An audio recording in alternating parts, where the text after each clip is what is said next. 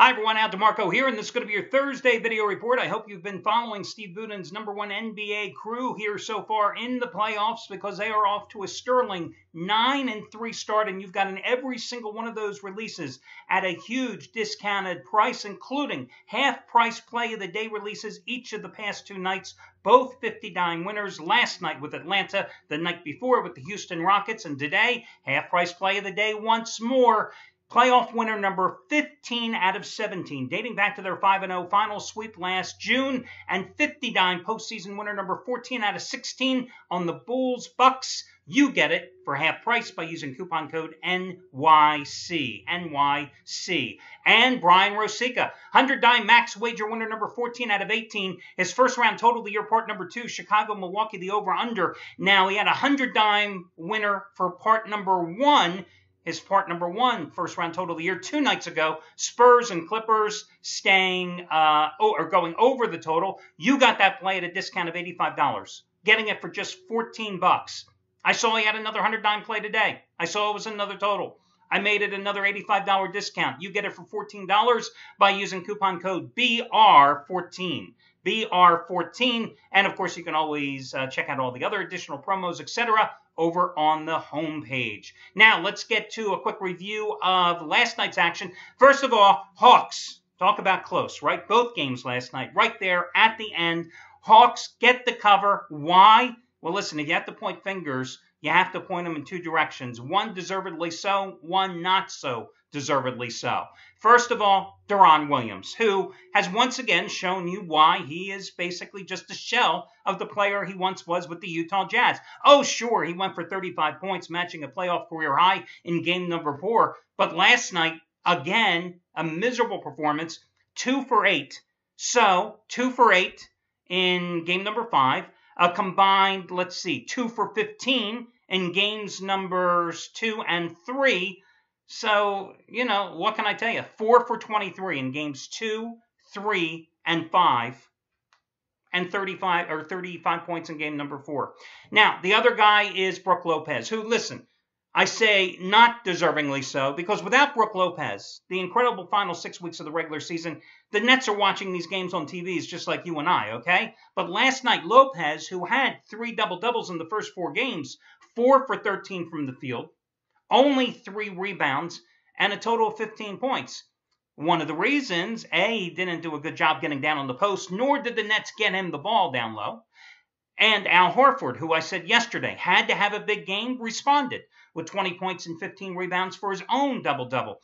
The sad part, if you happen to be a Nets fan, is if I told you going into yesterday's game that Jarrett Jack would have 18 points and Allen Anderson had 23 points, 41 total points off the bench from those two guys with 4 starters in double figures, you would have said, hey, the Nets are going to cover the 9-point spread. But they didn't, as Atlanta gets the cover, shot 48.2%, 5 starters all in double-figure scoring for the Hawks last night, who still managed to cover, even though they did miss 6 free throws in that game. Now, let's take a look at the Blazers game with Memphis. Listen, if you missed that game, I had a best bet on them last night. Craig Davis had his second 100-dime play of the entire postseason on Memphis last night. And with 1:43 to play, we were up by 11 points. What happened? Jeff Green misses the front end of a 1-and-1. So that's 1 short point, potentially 2 that are taking off the board, right? Courtney Lee and Marc Gasol go to the line. 4 shots. They only hit 3 each. So there you go. You miss some gimme free throws. Meanwhile, in the final minute and a half of the game, the Grizzlies had 5 field goals. 2 of them were 3-pointers by C.J. McCollum off the bench, capping a 26-point performance. 1 by Lillard, 1 by Steve Blake. And that's how they got the backcourt door cover. Okay, tonight's game. Listen, San Antonio laying 5.5 at home. We know the Clippers are, I think, 1-8 straight up since they reemerged as a playoff contender in 2012 in games 5 and 6. We saw the Clippers blow a 14-point lead at home in game number 4, right?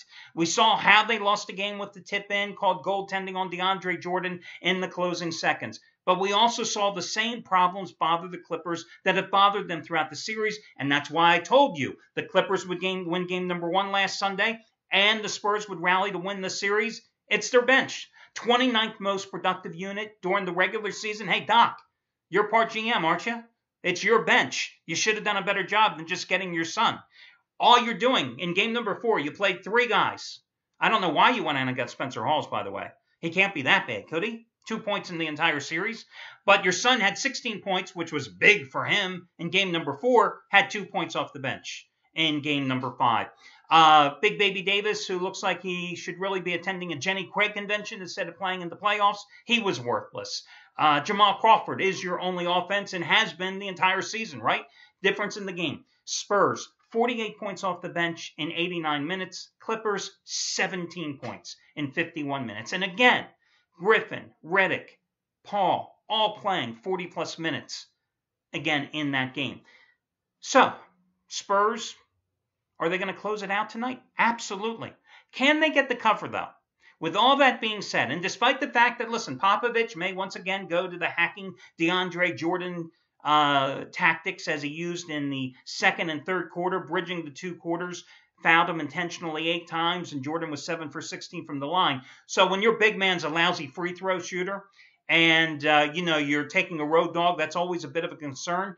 But in reality, I think this could be a 3 or 4 point game. So I would recommend going ahead and taking the Clippers plus the points. I don't think they can win, but I do believe they can stay within the number to get the cover.